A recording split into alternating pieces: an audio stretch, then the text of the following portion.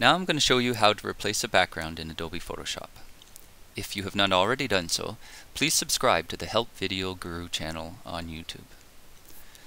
Now when we're replacing a background, the first thing we want to do is determine what our foreground is going to be. In this case, it's going to be the chimpanzee and the rock that it's lying on. The background that I want to replace is this greenery, and I'm going to replace it with this rainbow blue cloudy sky there.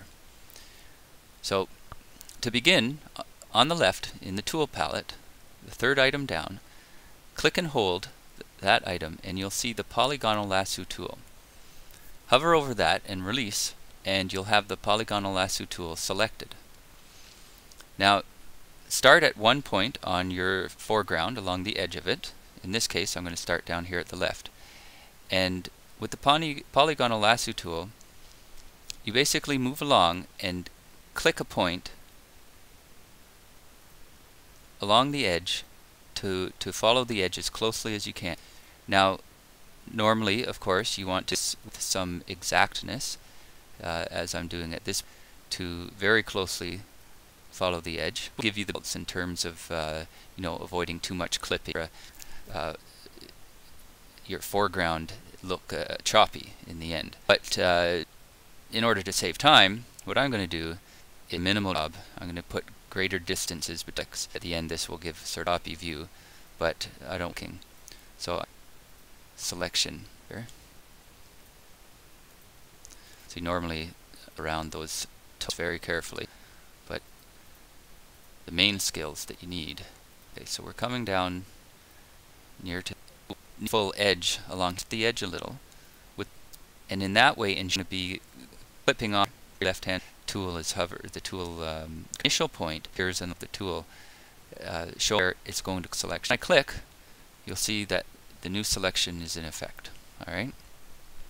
Now, what we're going to do is we're going to go Edit, Copy, and then immediately, without doing anything else, we're going to go Edit, Paste. Now visually that just seems to make the selection disappear, but what has in fact happened is a new layer has appeared above this containing the foreground and placed exactly over it. So let me show you what that means. Our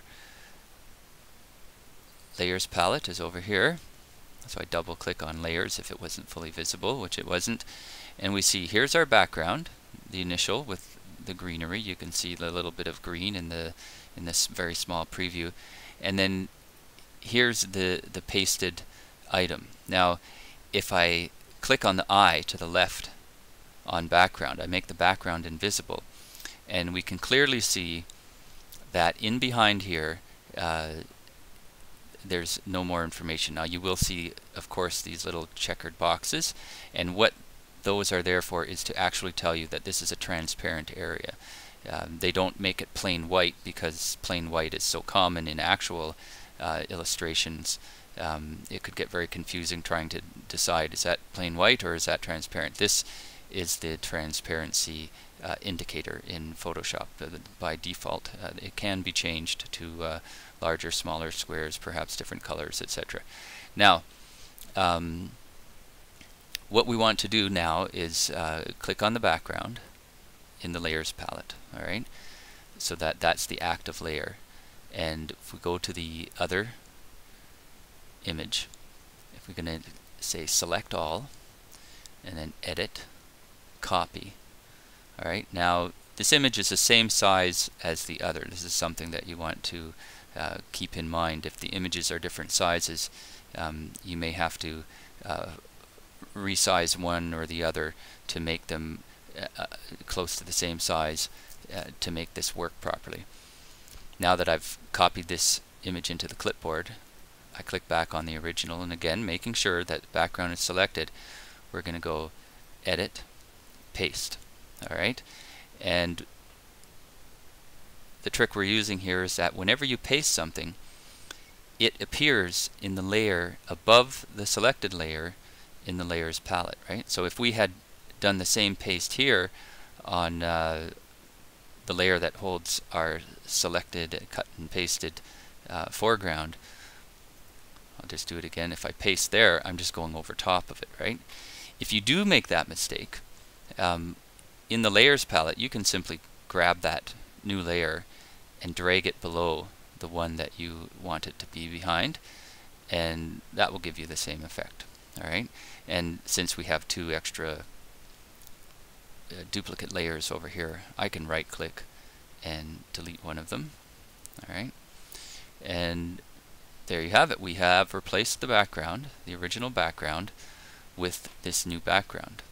And just take note that see how sharp the ear is here, and how squared off the toe is. That's because of the rough selection that I did. But the reality is that with the Polygonal Lasoo Tool, if you follow more carefully and more patiently along, I find that you can often get the very best results creating a selection with this tool. And you can zoom in and do your selection at a closer, with a closer view, to make sure that everything is being selected at the very point that you need it to be.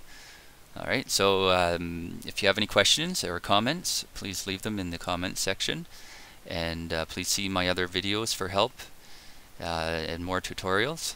If you found this video tutorial useful, please subscribe for updates and new info.